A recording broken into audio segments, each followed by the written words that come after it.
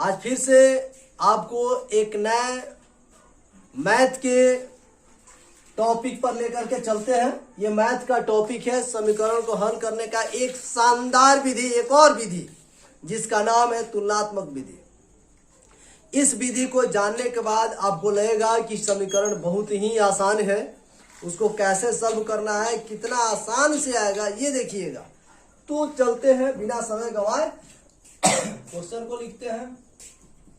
x plus y equal to 7 और 3x minus 2y equal to 11। ये समीकरण number 1, ये समीकरण नंबर 2। आपको बनाना कैसे है यह देखना है।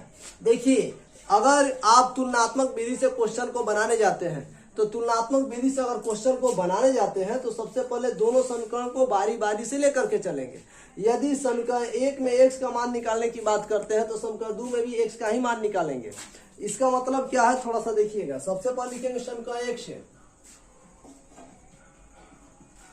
और समीकरण 1 को उतार लेंगे। x plus y equal to 7 plus है, दूसरे तरफ जाएगा तो माइनस।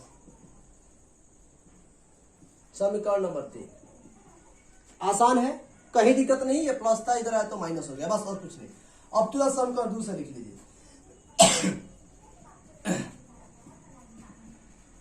चलिए, समीकरण 2 से तो समीकरण 2 को लेके चलेंगे। 3x minus 2y equal to 11। अब देखिए माइनस है, ये माइनस है ना, इधर आएगा तो बराबर के दूसरी तरफ जाता है, माइनस तो प्लस हो जाता है, तो ये वाला ऐसे ही बच जाएगा।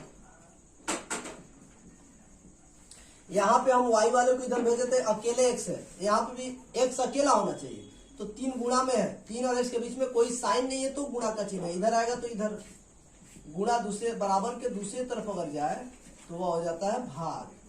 समीकरण नंबर 4।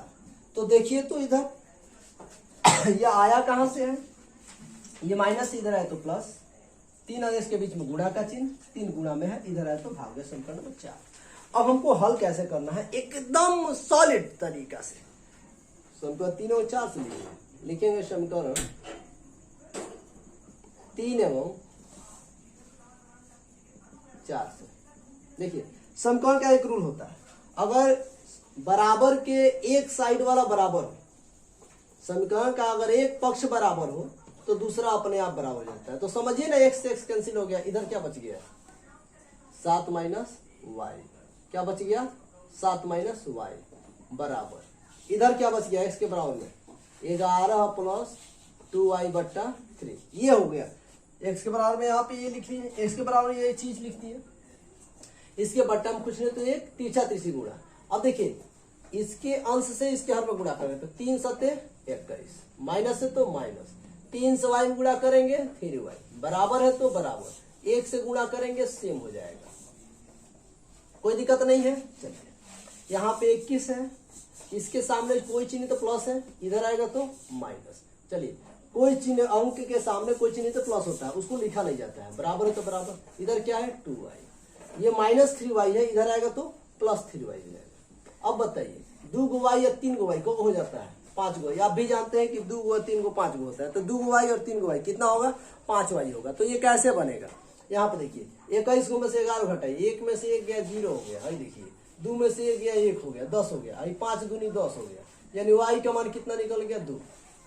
यहाँ पे एक चर का मान निकल गया। अब हम क्या करेंगे, दूसरे चर का मान निकालेंगे कैसे, किसी भी समीकरण में जो आपको आसान लगे उसको लिख दीजिए। हमको आसान 3 लग रहा है तो हम लिखेंगे 3 से। समीकरण 3 में y का मान रखने पर